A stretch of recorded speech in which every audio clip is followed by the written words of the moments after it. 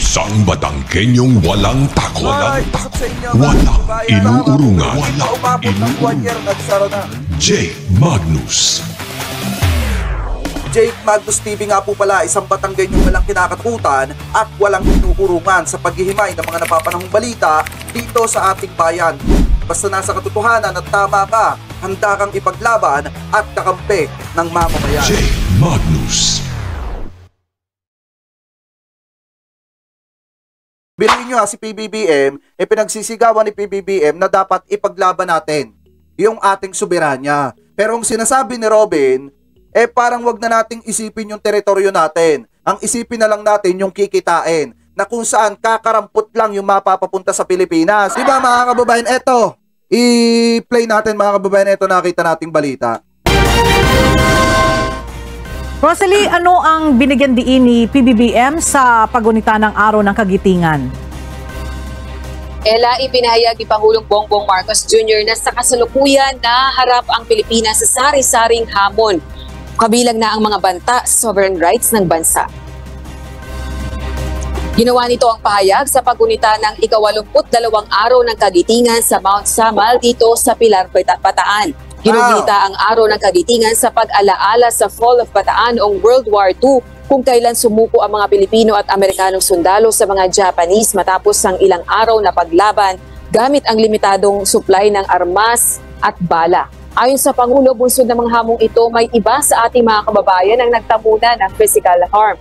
Bagaman hindi tuwirang binanggit ng Pangulo, tila pinatutungkulan nito ang tumitinding agresyon ng China sa pinag-aagawang teritoryo sa West Philippine Sea. Batay pa sa Presidente, hindi ito katanggap-tanggap, hindi rin makatwiran o makatarungan sa panahong ito na pagkakaroon ng mapayapang ugnayan sa pagitan ng mga bansa. Mensahe nito sa mga kababayan, kabilang na sa mga kabataan, hindi dapat magpasupil o magpaapi, lalo na sa loob ng sarili nating bakuran. Kasabay nito, kinilala ng Presidente ang Armed Forces ng bansa dahil sa patuloy na pagbabantay at pagtatanggol sa ating seguridad. Alam niyo mga kababayan, ito dapat yung tutukan ni BP Inday Sara Duterte bilang sekretary ng DepEd. Bilang siya yung namamahala dito sa DepEd, dapat ang tutukan niya mailagay sa subject ng araling panlipunan etong patungkol po sa pagprotekta natin sa mga teritoryo po natin katulad ng West Philippine Sea. Kasi mga kababayan, ito yung napapansin ko sa mga kabataan ngayon wala silang idea about sa issue na kinakaharap mga kababayan or ginagawang pagprotekta ng Pilipinas dito sa mga teritoryo natin tungkol sa West Philippine Sea. Pag tinanong mo yung mga kabataan kung napapag-aralan po nila yung issue natin sa West Philippine Sea mga kababayan, wala silang idea. Hindi nila alam mga kababayan kung ano yung nangyayari. Kaya nga kung mapapansin ninyo, yung ibang mga kabataan ngayon, napakabilis mahimok na magsagawa ng rally laban sa gobyerno. Kasi nga, wala silang idea or wala silang mutaktak sa nangyayari sa ating lipunan. Kaya nga dapat mga kababayan, bilang isang sekretary ng DepEd, etong si BP Inday Sara Duterte, dapat ipatupad niya na mailagay sa araling panlipunan kung gaano kahalaga yung pagprotekta ng Pilipinas sa kanyang mga teritoryo. Kasi parang yun ata mga kababayan yung hindi natatalakay. So kung makapapansin nyo nga ito, pakitama na lang ako gaya ng sinabi ko kanina. Mga kababayan, sa bansang China at sa iba't ibang bansa mga kababayan, bata pa lang yung bata, ipinapaunawa na yung kahalagahan ng pagprotekta ng isang bansa sa kanyang teritoryo. Pero parang ata sa atin mga kababayan, walang ganon. Ano po, parang hindi ata natatalakay, mga kababayan, sa mga kabataan, yung kahalagahan ng pagprotekta sa ating mga teritoryo na dapat mga kababayan ay naiipaalala sa kanila at naiitanim sa kanilang mga utak kung gaano kahalaga yung ginagawa ng ating administrasyon na pinoprotektahan yung ating mga teritoryo, mga kababayan. So dapat ganun yung ginagawa ni BP Inday Sara Duterte. Ano po, so anyway, ipagpatuloy pa natin. Nag-utos nito sa Defense, Budget at Finance Departments na pag-aralan ng mga kasalukuyang separation benefits ng mga sundalong nagtamo ng total disability sa pagganap ng kanilang tungkulin. Gayon din pinagsusumite niya ang mga departamentong ito ng rekomendasyon kaugnay nito. Bukod dito, ipinahayag din ng Presidente na dinodoble nito ang operational capability ng militar upang matiyak ang kanilang security sa pamamagitan ng pagbili ng angkop na equipment. Tama! Samantala, Ella, kasama naman sa pagunita ng Araw ng Kagitingan dito sa Pilar, Bataan ang mga kinatawa ng Estados Unidos at Japan. Balik sa iyo, Ella. Maraming salamat, Rosalie Coz. Maliwanag naman dyan mga kababayan na iginiit ni PBBM na dapat protektahan po natin yung ating soberanya. Ano po, wag po tayong papayag mga kababayan at magpapasupel dun sa mga dayuhan na kumakamkam ng ating mga teritoryo. Kasi mga kababayan, pag ibinigay natin yung ating mga teritoryo, ang sunod niyang sasakupin at kakamkamin yung bansa na natin mismo. Kaya nga kung maghahalal tayo ng isang leader na mahina sa susunod na eleksyon sa pagka-presidente mga kababayan, kung maglalagay tayo ng weak leader or yung leader na mahina, malaki ang posibilidad na etong bansang Pilipinas ay maging probinsya ng China. Tandaan po natin yan mga kababayan. So ngayon pa lang, mag-isip-isip na kayo kung magtatalaga ba kayo sa 2028 election mga kababayan, bagamat malayo pa na weak leader mga kababayan. Ano po, so anyway, punta naman po tayo sa next topic po natin. Etong balita mga kababayan, tungkol sa sinasabi na hindi dapat magpaapi ang mga Pilipino sa sarili nating bakuran, mismong iginiit ni PBBM. Eto, pakinggan po natin. Ngayon sa ating mga balitang pambansa muna, isang kilos protesta ang paraan ng ilang grupo bilang paggunita sa araw ng kagitingan kahapon. Sakay ng mga motorsiklo, humarang ang mga reliista sa harapan ng Chinese Embassy sa Makati. Ito'y inorganisa ng atin ito coalition. Anila dapat nang umalis ang China sa West Philippine Sea na sakop ng ating exclusive economic zone. Kaya may tuturing na paglabag sa ating soberenya ang pagposte at pangaharas na ginagawa doon ng China. Pati ang Amerika hindi rin dapat makisawsaw sa issue. Ang atin ito coalition ang nangunguna sa civilian-led resupply mission sa pinag-aagawan pong teritoryo noong Disyembre. Nagprotesta din ang grupong bayan sa Chinese Embassy. At tuloy daw nilang ipagtatanggol ang bansa sa mga nanghihimasok na mga dayuhan. Huwag pumayag na magpaapi. Yan naman ang mensahe ng Pangulong Bongbong Marcos Jr. kasabay ng paggunita sa araw ng kagitingan kahapon. Sinabi yan ng Pangulo sa wreath-laying ceremony sa Mount Samat sa Bataan. Ayon sa Pangulo, dapat maging inspirasyon ang Bataan Death March noong 1942. Ang Bataan Death March ay ang porsahang pagpapalakad ng mga Hapon sa mga Pilipino at Amerikanong sundalo mula Bagak at Mariveles papuntang Camp O'Donnell sa Capas Tarlac. Gaya ng ating mga ninuno, hindi raw tayo dapat pumayag na masupil sa sarili nating teritoryo. Tama. Hindi direktang tinukoy na issue ito ng West Philippine Sea, pero patuloy daw ang pagprotekta ng gobyerno sa ating soberanya. Bilang suporta, inatasan naman. Alam nyo mga kababayan, yung kanina, di ba yung ibinalita kanina tungkol doon sa mga nagrarally, alam nyo sa talambuhay ko, yun yung isang pinakarally mga kababayan na masasabi nating tama. Bakit? Kasi ipinapakita nila yung pagpapahalaga at pagprotekta sa ating teritoryo. Mga kababayan, nananawagan sila na sana naman mga kababayan, etong bansang China, wag nilang kamkamin yung hindi nila pagmamay-ari. Ano po, so ngayon kung makikita ninyo, napakalaki ng pagkakaiba nung rally na ipinakita sa balitang ito kanina mga kababayan, doon sa rally na ginagawa ni Pastor Apollo C.K. Buloy. Yung rally na para kay Pastor, napakalaki ng pagkakaiba. Mga kababayan, ano po kasi etong rallying ito, ito yung pinaka, ito nandito. Etong rallying ito mga kababayan na isinasagawa nila, talagang yan yung masasabi natin na tamang rally kasi pinapakita nila sa publiko na pinapahalagahan nila at ng sambayan ng Pilipino yung teritoryo po natin, which is etong West Philippine Sea. Mga kababayan, unlike sa sinasabi ni Robin na dapat makipag-areglo na tayo sa bansang China at maghatian na lang sa kita. Diba mga kababayan? Anyway, pagpatuloy pa natin. Mga ninuno, hindi raw tayo dapat pumayag na masupil sa sarili nating teritoryo. Hindi direktang tinukoy na issue ito ng West Philippine Sea, pero patuloy daw ang pagprotekta ng gobyerno sa ating soberanya. Bilang suporta, inatasan naman ng Pangulo ang Department of National Defense na pag-aralan ng mga benepisyong natatanggap ng mga sugatang sundalo at mag-imbentaryo ng kanilang mga gamit. Some portend clear and present threats to our sovereign rights and in fact have already caused physical harm to our people. Ang mga ito ay hindi katanggap-tanggap. Tama! Hindi makatwiran o makatarungan. Lalo na sa panahong ito ng payapang pakikipag-ugnayan ng mga bansa. Yan po ang tinig ng Pangulong Bongbong Marcos Jr. Binakbakan po naman ng Philippine Coast Guard ang China dahil sa paulit-ulit nitong pagbabaluktot sa katotohanan. Yan po'y pare pagtanggol nito ang ginagawang pambubuli sa mga barko ng Pilipinas sa West Philippine Sea. Namimili nga raw ho ang China ng katotohanan na paniniwalaan at gumagamit din po naman ng fake news para pagtakpan ang mga illegal itong ginagawa sa loob ng ating sariling teritoryo. Eto, sana mapanood ito ni Senator Padilla. Akala ba niya pag nakipag-alyansa siya sa bansang China, mga kababayan, akala ba nila itatrato ang mga Pinoy, ang Pilipinas ng maganda? Hindi. Mga kababayan, kasi nga, kita nyo ha, nung winater cannon nila, yung VM4, mga kababayan, or etong Unayza May 4, nung winater cannon nila, ang ipinalabas nila sa kanilang media, isang barko lamang po yung nag-water cannon. Pero mga kababayan, buti na lang may kuha etong ating mga media, mga kababayan, na kung saan ipinapakita na 2 barko ng China Coast Guard yung nag-water cannon. Pero sa kanilang bansa, ang ipinapalabas po nila, isang barko lang yung nag-water cannon sa bansang Pilipinas. So ngayon, kung nagagawa nila mag-create ng fake news, malaki ang posibilidad na abusuhin nila ang mga Pinoy, mga kababayan, tapos ang ipapalabas nila, maganda yung pagtrato nila sa mga Pinoy. So ngayon pa lang, Senator Padilla, mag-isip-isip ka na.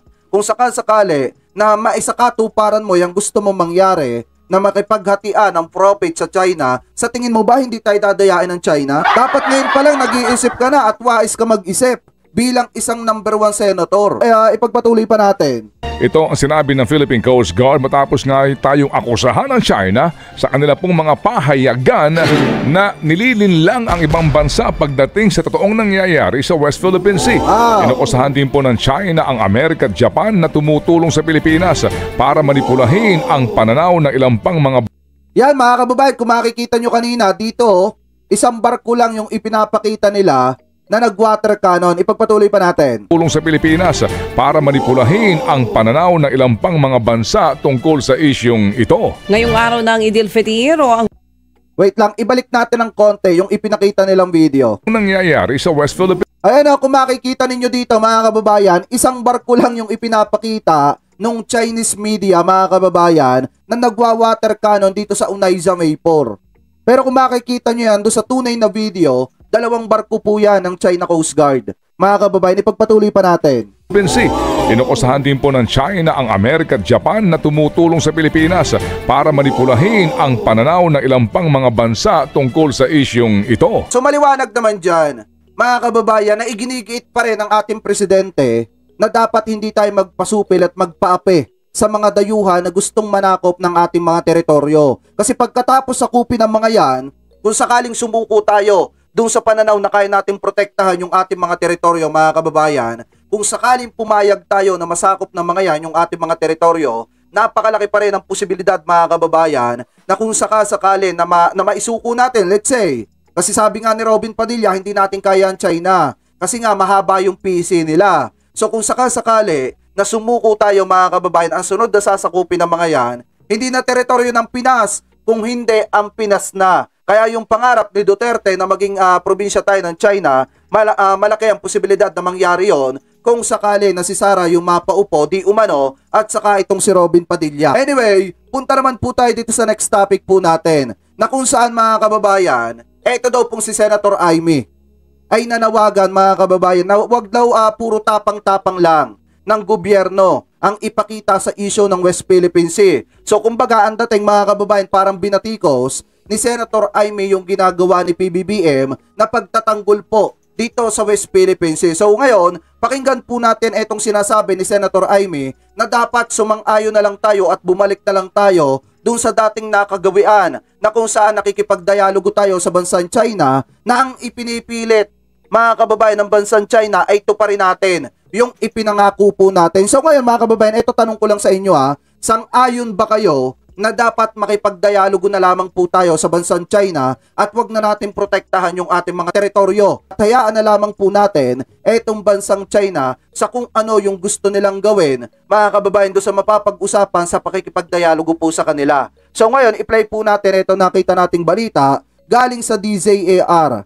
Kanila po yan, hindi po yan natin gagawan lamang po natin ng reaction video. I-play na po natin. Sa isang mensahe para sa Araw ng Kagitingan ay tila binatikos ni Senadora Amy Marcos ang gobyerno kaugnay sa issue sa West Philippine Sea o WPS. Ayon kay Amy, hindi dapat susugod sa gyera ang Pilipinas na walang dalang sandata sa kabila ng ginagawang pagpapanggap at pagngangakngak. Kasabay nito ay pinuna ng Senadora ang kakulangan sa pangunahing produksyon ng mga armas at bala ng Government Arsenal o GA noong nakarang taon kahit na tumaas anya ang gastusin ng 420%. Batay sa ulat ng Commission on Audit o COA, hindi nakapag-produce ng sapat ang GA, isang ahensya sa ilalim ng Department of National Defense, ng mga maliliit na armas at bala kahit na naglaan ng halos 455 milyong piso mula sa kanilang budget para sa Maintenance and Other Operating Expenses o MOOE ng taong 2023 kumpara sa tanging 87.4 milyong piso lamang noong 2022. Ikinalulungkot ng Senadora ang naturang balita ng COA kaugnay sa nasasayang na pera. Kaugnay nito ay tinanong niya kung ang buhay ng mga men in uniform ay masasayang na rin sa gitna ng lumalalang tensyon sa pagitan ng Pilipinas at China sa West Philippine Sea. Gayunpaman iginiit ni Marcos na tanging isang makabuluhang dialogo sa pagitan ng Pilipinas at China ang magsasalba sa sitwasyon na nagsisimula pa lamang lumala. So ngayon parang sinasabi ni Senator Amy, mga kababayan, nasundin na lamang po natin yung dating nakagawian. Na kung saan mga kababayan, makikipagdialogo po tayo sa bansang China, makikipag-usap tayo doon at kung ano yung mapapag-usapan mga kababayan, yun na lamang daw po yung susundin kaysa palumala yung tensyon mga kababayan dito sa West Philippine Sea. Sa madalit salita, babalik tayo doon sa dating pamamaraan na nakikipagdialogo tayo sa bansang China. At kung ano mga kababayan yung mapapagkasundaan, yun po yung susundin natin. Paano naman kung ang sabihin ng bansang China, sila na lamang po yung magmaniobra dito sa West Philippine Sea katulad nung dati nilang ginagawa nung panahon ni dating Pangulong Duterte. So ngayon, papayag ba kayo ng ganon mga kababayan? Sang-ayon ba kayo sa ipinipilit ni Senator Amy, mga kababayan, na gawin po natin at ipatupad natin yung dating pamamaraan na kung saan mga kababayan makikipagdialogo tayo sa bansang China na ang pag-uusapan lang naman mga kababayan, gaya nga ng sinasabi doon sa Xinhua-net, na dapat ito pa rin na lamang po natin yung ipinangako po natin. Which is mga kababayan, sinasabi ng bansang China, may nangako sa kanila na dapat itong BRP Sierra Madre ay aalisin na po dito sa Ayungin Shoal at hahatakin na mga kababayan katulad ditong BRP Benguet mga kababayan. At sinasabi naman po ng bansang China na may ipinangako yung dating administrasyon mga kababayan na kung saan hindi napapalakasin yung BRP Sierra Madre. So ngayon, kung makikipagdialogo tayo sa bansang China, yun at yun lang din yung mapapag-usapan ang tumupad ang Pilipinas sa naipangako po nila. Mga kababayan, kayo, sang-ayon ba kayo sa ganon? Na tumupad na lamang po tayo sa naipangako natin sa bansang China. Ganong hindi naman natin alam kung ano ba talaga yung naipangakong yon at kung sino ba talaga yung presidente na nangakong ganon. Kahit sino mga kababayan, hindi papayag na ganon. Makikipagdialogo ka, okay, walang problema. Pero pagkatapos ng dialogong yon, yung napag-usapan taliwas yung ginagawa ng China Coast Guard. Diba kung matatandaan nyo mga kababayan, ayos yung pag-uusap ni PBBM at saka ni Xi Jinping. Pero dun sa napag-usapan ni Xi Jinping at saka ni PBBM, taliwas naman yung ginagawa ng China Coast Guard, diba? Binubomba pa rin nila, winawater cannon pa rin nila yung mga kababayan nating Pilipino na nagdadala ng food supply at water supply dito sa BRP Sierra Madre. At ang ipinapalabas nila sa kanilang media ay nagdadala tayo ng resupply materials para kumpunihin etong BRP Sierra Madre. Mga kababayan, di ba? Kaya etong pakikipagdialogo sa bansang China, wala na itong pupuntahan, mauulit lang uli at mauulit yung ginagawang panghaharas ng China sa ating mga Navy. Mga kababayan, kung sakali, nasundin natin yung sinasabi ni Senator Amy na makipagdialogo na lang ulit tayo sa bansang China at sundin natin yung kagustuhan ng China. Kasi alam naman natin mga kababayan, dito sa pakikipagdialogong ito, walang pupuntahan ito. Chinese pa rin ang masusunod sa kung ano yung gusto nilang mangyari sa pakikipag-usap na ito. Mga kababayan, ipagpatuloy pa natin. Di umano ipagpatuloy pa natin. Siya ay naniniwala na ang susi ay nasa kanyang kapatid na si Pangulong Bongbong Marcos. Binigyang diin ng Senadora na siyang nanguna ng Committee on Foreign Relations sa Senado ang pangangailangan na taasan ng antas mula sa karaniwang pagpasa ng note verbal tuwing may insidente sa di pagkakaunawaan sa pinag-agawang teritoryo sa WPS. Habang itinutulak ang multilateral na pag-usap sa lahat ng mga umaangkin sa teritoryo, kabilang ang Pilipinas, China, Brunei, Vietnam, Malaysia, Indonesia at Taiwan. Muling sinabi ng Senadora na kailangang dalhin sa ASEAN at sa United Nations, sabay diin na hindi tayo maaaring gumawa ng pare-parehong bagay ng paulit-ulit at asahan ang magkaibang resulta sa bawat pagkakataon. Para sa Diyos at sa Pilipinas kung mahal, Troy Gomez nag-uulat, SMNI News. So ngayon, hindi ko alam mga kababayan pero para sa akin, yung pakikipagdialogo kasi sa bansang China, talagang kumbaga gas-gas na yan mga kababayan Kaya nga ang dapat nating gawin, magsampa tayo ng panibagong kaso sa arbitral na kababayan para itong sa international court para malaman ng China kung kanino ba talaga yung West Philippine Sea mga kababayan. Kasi kahit i-claim natin atin yan, kahit pumubor na sa atin, yung resulta ng international court mga kababayan, yung ibinabang desisyon ng international court, hindi pa rin po ino-honor yan ng bansang China. Kaya nga ang hamon nitong si Secretary Guibo, bakit hindi nila dalhin sa international court kaysa nanghaharas po sila sa mga navy po natin. Pero hindi kayang dalhin ng China sa international court kasi nga wala silang sapat na ebidensya na magpapatunay na kanila po talaga yung West Philippine Sea. Mga kababayan, kaya nga kung mapapansin ninyo, pag usaping legal, talagang baliwala sa China yan. Kumbaga hindi pinapansin ng China. Kasi nga, wala silang panlaban sa usaping legal. Kaya ang ginagawa po nila, nambubuli na lang sila. Diba mga kababayan, ngayon ipagpatuloy pa natin etong usapin natin dito sa nakita nating balita na kung saan mga kababayan. Sabi dito kasi mga kababayan, PBBM nagitla sa gentleman's agreement ni ex-PRRD at President Xi Jinping. So basahin po natin yung nilalaman mga kababayan. Stop muna natin yan. Sabi dito, ayan ikinagitla ni Pangulong Ferdinand Marcos Jr. ang umano'y gentleman's agreement ni na dating Pangulong Rodrigo Duterte at Chinese President Xi Jinping kaugnay sa isyu sa West Philippine Sea. Sabi pa dito, sinabi ng Pangulo na kung may katotohanan man ito ay hindi nito maiisip na nakompromiso sa pamamagitan ng lihim na kasunduan ang teritoryo at soberanya ng bansa mga kababayan. Sana nga kung tutusin, etong gentleman's agreement ni dating Pangulong Duterte, sana nga mga kababayan, wala itong kinalaman sa pagsuko mga kababayan ng mga teritoryo po natin. At sa pangangako na hindi papalakasin etong BRP Sierra Madre. So sana walang kinalaman doon. Mga kababayan, kung may katotohanan man, etong gentleman's agreement ni dating Pangulong Duterte. So sabi pa dito, wala aniyang dokumentasyon, walang record, at hindi niya nasabihan nang maupo ito sa pwesto na mayroong ganitong usapan sa pagitan ni Duterte at ni President Xi Jinping mga kababayan. So sabi pa dito, I am horrified by the idea that we have compromised through a secret agreement that the territory, the sovereignty, and the sovereign rights of the Philippines, that is something we still have to clear up. Anang Pangulo mga kababayan. Sabi pa dito, sinabi ng Presidente na hindi maganda kung may katotohanan man ang gentleman's agreement, kaya tinatanong niya ang mga dating opisyal ng administrasyon na iba-iba ang sagot mga kababayan. Kasi nga naman, kung mapapansin ninyo, pagka eto kasing si Roque na i-interview, anong sinasabi ni Roque? May gentleman's agreement. Eto namang si Panelo sinasabi walang gentleman's agreement. At maging etong si dating Pangulong Duterte ay sinabi daw po dito kay Panelo na wala daw mga kababayang katotohanan na nakipagkasundo sila or nakipag-agreement po sila sa bansang China. Pero mismong nililiwanag ni Roque, mga kababayan, at sinasabi ni Roque na meron daw pong gentleman's agreement. So ngayon, sino yung paniniwalaan natin? Si Roque, si Panelo o si Duterte? Ganong nagkakagulo sila mga kababayan, ano po dun sa usaping gentleman's agreement. Kaya nga kung iisipin po natin, hindi natin alam kung sino yung nagsisinungaling sa kanila. Pero since nadulas na nga po itong si Roque at pinatotohanan yung sinasabi ng isang Chinese official na mayroong gentleman's agreement, ngayon, yan yung pinapaniwalaan ng sambayan ng Pilipino. Kaya nga mas mabuti na dapat madala po ito sa Senado or sa Kongreso at maimbestigahan para malaman natin kung sino nga ba nagsasabi ng totoo kay Roque at saka dito kay Panelo. Mga kababayan, so ngayon ipagpatuloy pa natin. Sabi pa dito, binigyan din ni Pangulong Marcos Jr. na hindi magandang sundan ang ganyang klase ng kasunduan. Kaya lilinawin niya ito kay Chinese Ambassador to the Philippines, Huang Xilian, sa pagbabalik nito sa Pilipinas mga kababayan. So sabi pa dito, at ipapaliwanag niya, ano ba? Sino bang nakausap mo? Sino ba talagang kausap mo? Anong pinag-usapan ninyo? Anong pinag-agrihan ninyo?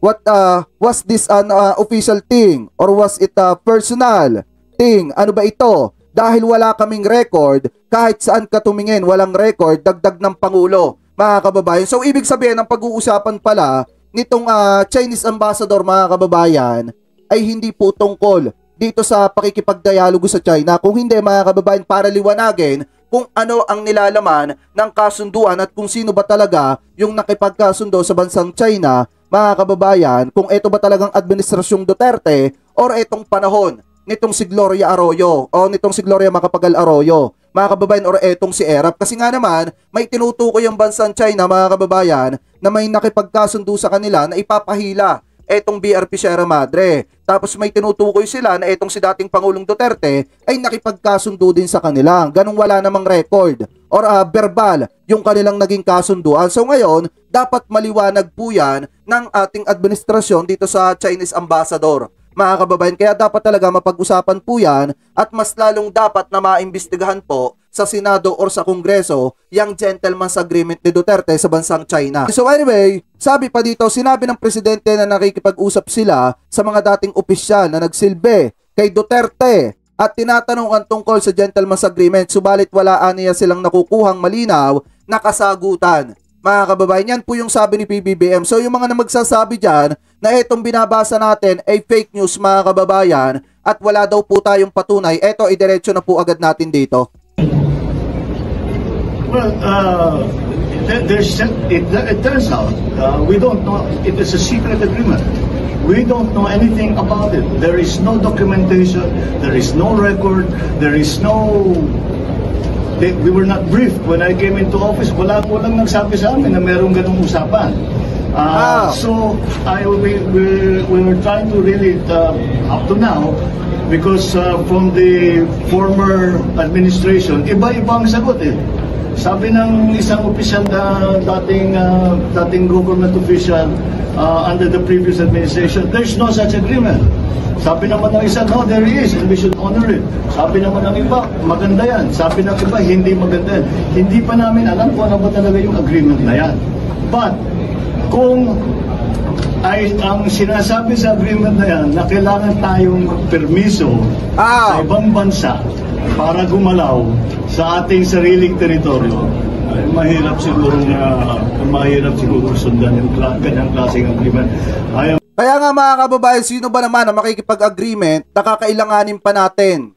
Ano po, na parang sinasabi doon sa agreement, kung sakaling ganun man nga, mga kababayan, na parang tayo pa yung dapat makiusap sa bansang China sa kung ano man yung aktibidades na gagawin natin sa ating teritoryo, ay napakahirap talagang sundaron, mga kababayan, sa totoo lang. Kaya nga minsan, mapapaisip ka na lang kung may katotohanan man itong agreement ni Duterte, paano nagawa ni dating Pangulong Duterte na makipagkasundo ng ganon, na kung saan para pang tayo yung lumalabas na payaso sa sarili nating teritoryo. I am horrified by the idea that we have compromised through a secret agreement the territory, the sovereignty, and the sovereign rights of the Philippines. That is something we still have to clear it up. We are waiting for Ambassador Wang to come back from Beijing, Malaysia, and I asked to see him. Siguro sa pagbalik na. At ipaliwanag niya, sino bang kausap mo? Sino ba talagang kausap mo? Anong pinag-usapan ninyo? Anong pinag-agrihan ninyo? Was this an official thing or was it a personal thing? Ano ba ito? Dahil wala kaming record. Kahit saan ka tumingin, walang record. So, sikretong ginawa lahat ito. Bakit ginawa? Kung gagawin man nila, ba't pa nila ginawang sikreto? Tama! Yan yung ipinupunto natin, mga kababayan. Kung talagang para sa bayan talaga yung ginagawa nila, at kung talagang ginawa nila, bakit ginawa nilang sikreto yan? Diba, mga kababayan, yan yung ipinupunto natin sa inyo nung nakaraan pa na sinasabi ng mga DD-shit vlogger na yung secret agreement na yan si Pinoy, ipinapasa nila kay Pinoy pa. Diba, tama itong sabi ni PBBM. Kung ginawa ninyo yan, bakit kailangan nyo pang isekreto yan? Diba, mga kababayan, dapat hindi nyo na isinikreto yan sa publiko. Kaya nga kung minsan sinasabi natin, napakalaki ng pagkakaiba nung kay Pinoy at saka nung kay Digong. Yung kay Digong kasi wala nakakaalam kasi nga sikreto. Ginawang sikreto sa publiko. Etong kay Pinoy, mga kababayan, alam ng media. Kaya nga naisulat ng Inquirer.net, mga kababayan. So yun po yung pagkakaiba. Napilit nilang pinapalabas na si Pinoy yung unang nakipagkasundo mga kababayan, at itinuloy lang ni Duterte. Ikita nyo naman po yung difference, mga kababayan, nung kay Pinoy at saka nitong kay Duterte. Yung kay Digong walang nakakaalam, yung kay Pinoy alam ng mga media, mga kababayan. So ngayon, napakaganda nung sinabi ni BBBM. Bakit ginawa nyo pang lihim yan? Bakit ginawa nyo pang sekreto yan? Diba, kung ginawa nyo man yan, ano yung napagkasunduan nyo dyan? Diba mga kababayan? Anyway, pagpatuloy pa natin. Nakakapagtaka nga. Kaya it's not a good situation. Sir, do you plan to talk to former President Duterte about it? We are talking to his former officials. Maybe not the president himself, but all his former officials. Tinatanong namin, ano ba yan? Paliwanag nyo naman sa amin para alam namin yung ginagawa namin. Tama! Kasi ang problema mga kababayan sa mga to, cut muna natin. Kasi tapos na naman yan. Ang problema kasi mga kababayan sa mga to, lalo na kina Roque, saglip na ipaliwanag ninyo kung ano ba yung mas katotohanan pang nilalaman yung gentleman's agreement na yan. Anong ginagawa nila? Binabatikos nila ang gobyerno. Tinitira nila si PBBM. Binabatikos nila ng binabatiko. Saglip na pag-usapan nila at magbigay sila ng mas malalim na nakahulugan ng gentleman's agreement nila kung ano ba talaga yung mas nilalaman pa noon, bakit nagiging agresibo ang bansang China. Puro paglaban sa gobyerno yung sinasabi nila. Puro pagsasalita ng adik si PBBM kaysa liwanagin nila yung ginawa nilang problema. Mga kababayan, kung ano ba talaga ang nilalaman ng gentleman's agreement na yon. Lahat ng sinasagot nila, lahat ng sinasabi nila, puro labang kay PBBM. Puro ang pinapahalagahan nila, puro balita ni Maharlikang walang laman. Puro pulburon. Mga kababayan, diba kung mapapansin ninyo nitong mga nakarang araw, saglip na sagutin ni Roque kung ano pa yung ibang nilalaman ng gentleman's agreement, mga kababayan, puro pagbatikos kay PBBM yung ginagawa niya. Lantarang propaganda. Diba mga kababayan, black propaganda against kay PBBM. Nasaglip na sagutin nila, puro paninira kay PBBM yung inirerebat nila. Kaya nga nalilito yung ating presidente. Pero malalaman po natin yan. Siguro naman sasabihin nila sa media yan kapag ka nakausap na nitong si PBBM yung Chinese ambassador. Ano po, pagka naitanong niya kung sino ba talaga yung nakausap nila at nakipagkasundo sa kanila sa bansang Pilipinas. So anyway, napakaliwanag naman po na naging sagot ni PBBM dun sa gentleman's agreement ni dating Pangulong Duterte. So ngayon, ipagpatuloy pa natin, may kaunti pa And we still haven't gotten a straight answer. Okay? Sa madalit salita, wala siyang nakuha na maayos na sagot. Ano po, dun sa mga dating official, nitong si dating Pangulong Duterte. Alam niyo mga kababayan na itong may papayo ko lang sa administrasyong Marcos, dapat siguro mga kababayan na yung mga dating cabinet member ni dating Pangulong Duterte, dapat tanggalin niya na sa pwesto. Mga kababayan, at dapat ang ipalit niya yung mga makakasama niya talaga nang walang naguhudas na galing sa loob. Ano po kasi mga kababayan, kung makikita niyo, may mga naglalabasan ng mga tawag dito ng mga information na galing po mismo sa loob ng Malacanang mga kababayan na binabasa at nakakarating dito daw kuno kay Maharlika kung hindi nila inedit yon. So ngayon, ibig sabihin mga kababayan, meron pa rin talaga na nasa sa Malacanang mga kababayan na mga maka-Duterte pa rin talaga at kumukuha ng impormasyon sa Malacanang at ibinibigay sa mga kalaban or mga lumalaban sa ating gobyerno. So dapat, ang gawin ni PBBM, balasahin niya yung kanya mga cabinet member at tanggalin niya yung mga pro-Duterte. At ang ipalit niya doon, yung talagang mga pro-Marcos na magtatrabaho at sasamahan si PBBM sa pag-unlad ng bansang Pilipinas. Hindi yung naandudo na nga sa loob, nagkaposisyon na nga doon mga kababayan, nagagawa pang tumulong para siraan yung ating presidente. Kaya nga ang dapat ang kunin ni PBBM yung maaasahan niya na hindi maghuhudas sa ating gobyerno, mga kababayan. Anyway, maliwanag naman po yung sinabi ni PBBM dito. So ngayon, punta naman tayo dito sa next topic po natin.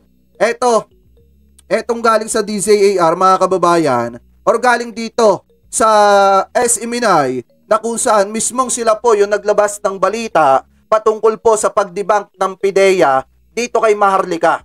Mga kababayan, di ba naglabas si Maharlika ng pangatlong ebidensya na kung saan mga kababayan, eto daw pong si PBBM March 10 ay may nagtimbre daw po dito sa PIDEA mga kababayan na bumabatak etong si PBBM ng ipinagbabawal na gamot. Pero tandaan po natin mga kababayan yung inilabas nila na pre-operation report mga kababayan, ang nakalagay po doon na dapat gagawin nila ay March 11 2012 hanggang March 12, 2012. Pero March 12, 2012 po si PBBM nasa Senado. Bakit? Kasi isa po siya mga kababayan doon sa uma-attend sa hearing or isa po sila sa nagko-cross-examine doon sa nangyaring issue na pag-impeach dito kay Renato Corona. Mga kababayan, kung matatandaan nyo po yun. Eto nga mga kababayan, napakita ko sa inyo. Wait lang ha.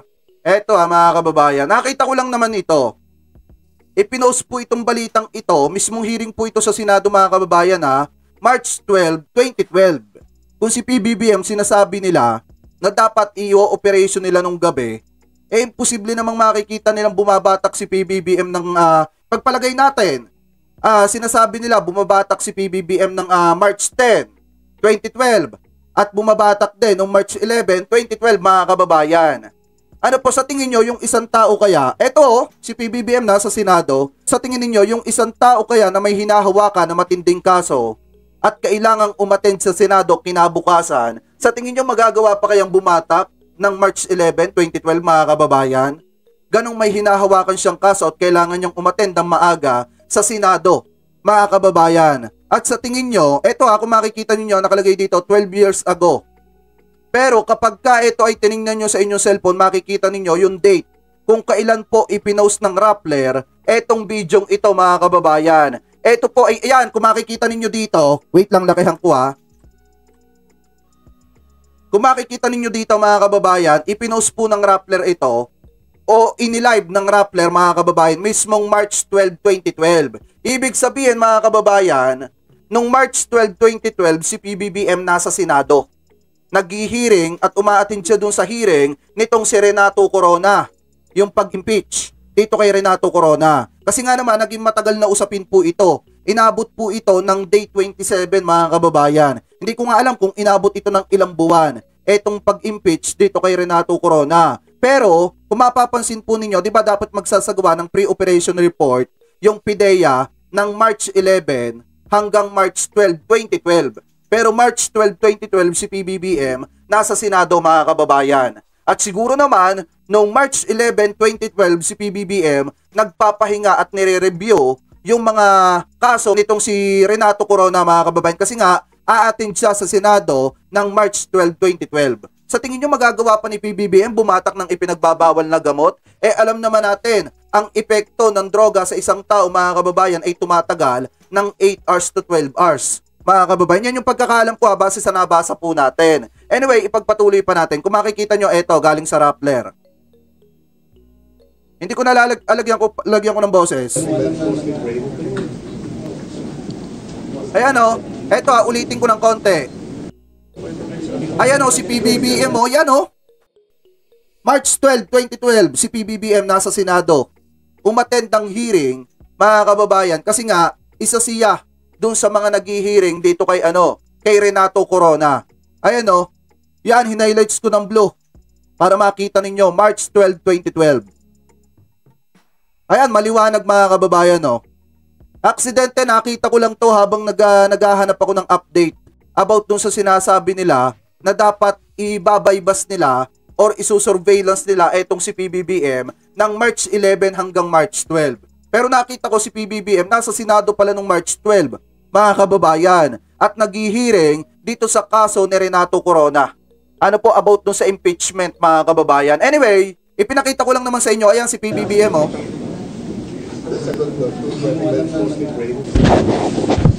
The continuation of impeachment trial of the Honorable Chief Justice Renato C. Corona of the Supreme Court is hereby called to order.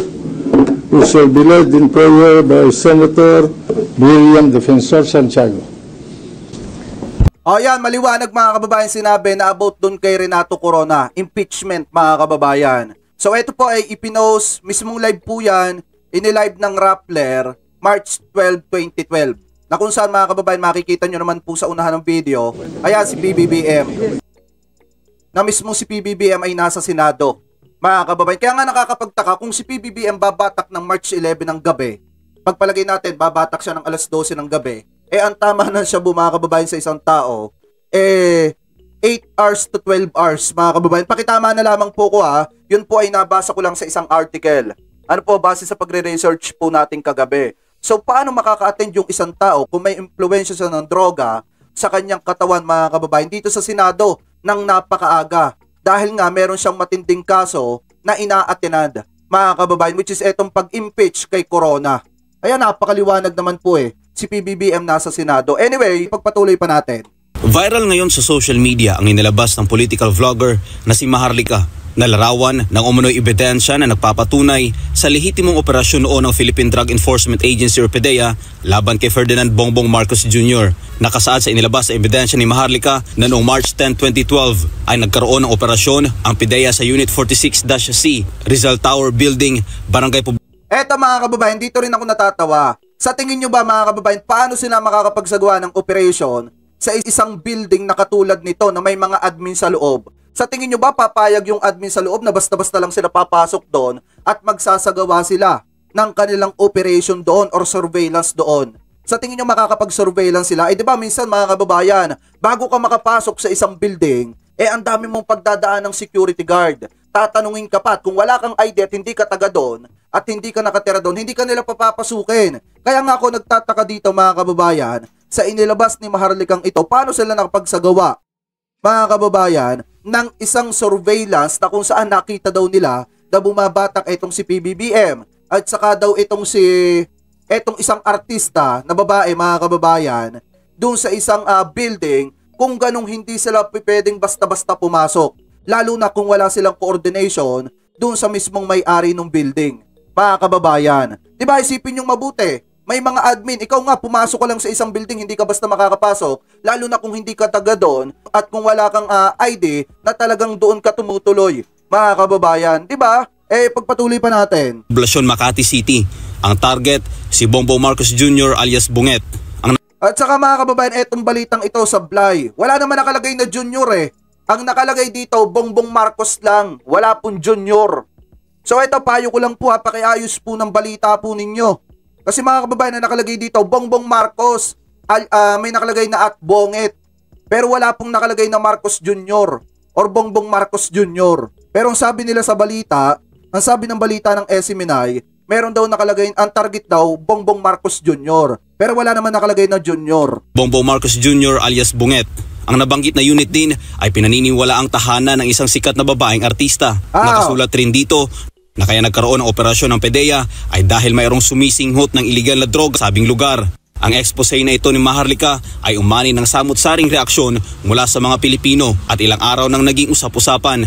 Agad naman itong sinagot ng PDEA sa kanilang social media post at sinabing AI generated o gawa-gawa lang ang larawang inilabas ni Maharlika. At sinabing sa modernong panahon ngayon ay madali na lang makagawa ng peking pictures o videos at peking dokumento. Pero sa panayam ng DZAR Sunshine Radio kay Maharlika, sinabi nito na para hindi mapahamak ay sinuri niya muna ng mabuti. Eto, pakinggan nyo yung sinasabi ni Maharlika dito. Binerified daw niya.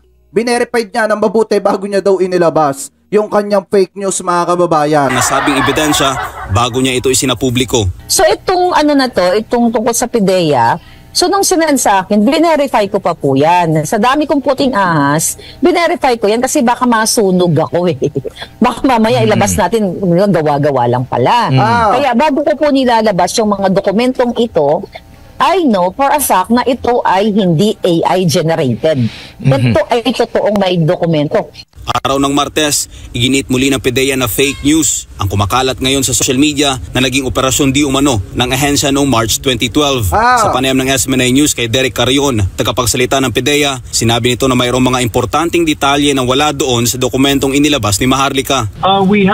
Biruin mo, Maharlika ang mismong nagdidibang sa'yo ang SMNI na. Kasi isinare po nila at in-upload nila yung video galing sa SMNI na kung saan mismong dinidibunk ng PDEA yung fake news na inilabas ni Maharlika. Ayan pakaliwanag ba kababayan ipagpatuloy pa natin yung sabi ng spokesperson ng PDEA. I've already in fact specified na indeed these documents are spurious in light of yung na-cite po natin na mga reasons, particularly on the certificate o yung authority to operate versus yung pre-operation report na may certain important details po na wala doon. As far as we're concerned, sir, these documents have been verified to be not in our records. In short, they're fake. Wala rin anyang control number ang dokumentong inilabas ni napakaliwanag nung sabi ng spokesperson ng PIDEA, fake news daw itong inilabas ni Maharlika na pinaniniwalaan ng mga vlogger ng Didishit. Mga kababayan, yung mga Didishit vlogger at mga Banatai vlogger. Alam niyo, natatawa nga ako dito kay Banat Bay kagabi. Nag-post siya ng coke, mga kababayan, tapos parang tao na bumabatak. Tapos yung laman pala nung video, putek scam pala mga kababayan. At mga pagbati lang pala ng mga taga-Esiminay dito kina Banat Bay dahil natanggap sila sa Esiminay bilang banateros. Yung pala mga kababayan, kala ko yun na yung pulburon video. Yung in-upload ni Banat Bay, yun pala fake news din pala mga kababayan. Scam pala yung laman. Ano po, anyway, pagpatuloy pa natin. Maharlika, kaya wala itong basehan. As far as our certification dated April 4 is concerned, sir, we have cited yung basis po natin for declaring itong mga documents nga po na spurious. For one, authority to operate and the pre-operation report do not have any control numbers. So, in short, this was never... Walang control number. Pinakamahalaga kasi dyan mga kababayan yung control number. Gaya nga nasabi ni Atty. Claire, dun malalaman kasi kung ano yung kaso.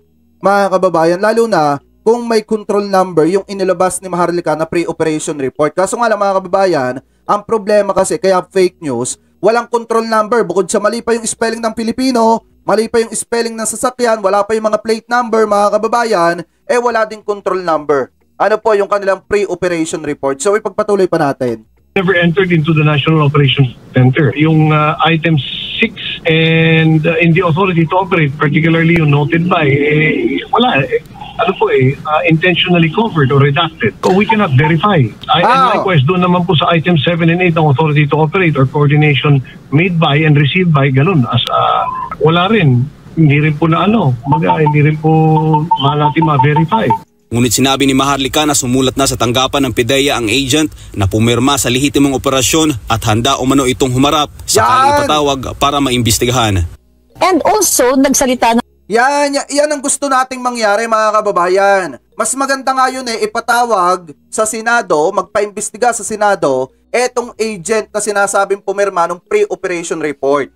So ngayon, dyan magkakaalaman mga kababayan, kung hanggang saan yung fake news nila laban kay PBBM. Lalo na kung sakasakali mga kababayan na etong taong ito, etong agent na sinasabi ni Maharlika, nandamay pa kayo, maiimbestigahan po sa Senado. Kasi alam naman natin mga kababayan, pagka ginisa na sa Senado yan at saka sa Kongreso, tiyak mga kababayan, hindi makakatagal yan at ilalabas din yan mga kababayan yung taong nag-uuto sa kanya para lumabas na ganyan laban kay PBBM. Kaya nga mas mabuti, ilabas nyo na yung pulburon video, ilabas nyo na yung mga tunay na ebidensya at yung taong na nagbibigay sa inyo ng mga ebidensya. Kasi lahat lalabas yan pagka inimbestigahan sa Senado. Mga kababayan, ipagpatuloy pa natin. Na nga din po, itong si agent na totoo na mayroong raid dapat. Kaso lang, pinigil. Okay? Pinigil yung operation na yon. So maliwanag, dinibang po ng PIDEA. Hinahanap ng PIDEA kay Maharlika yung control number nitong inilabas nila na pre-operation report mga kababayan. Ano po, since wala ng control number mga kababayan at talagang binlurred pa yung mga nakalagay pa ditong iba pa mga mahahalagang impormasyon sa documents na ito mga kababayan, talagang sinabi po ng lantaran at tahasan ng spokesperson ng PIDEA na fake news po etong inilabas po nitong si Maharlika. Sa madalit salita mga kababayan, hindi nga natin alam kung si Maharlika ba yung nag-edit nito mga kababayan at yung pumirma dito sa nilagyan nila or tinakpan nila or ibinlurred nila mga kababayan na team leader. So anyway mga kababayan, maliwanag naman po dyan na itong inilabas po ni Maharlika ay fake news sa madalit salita.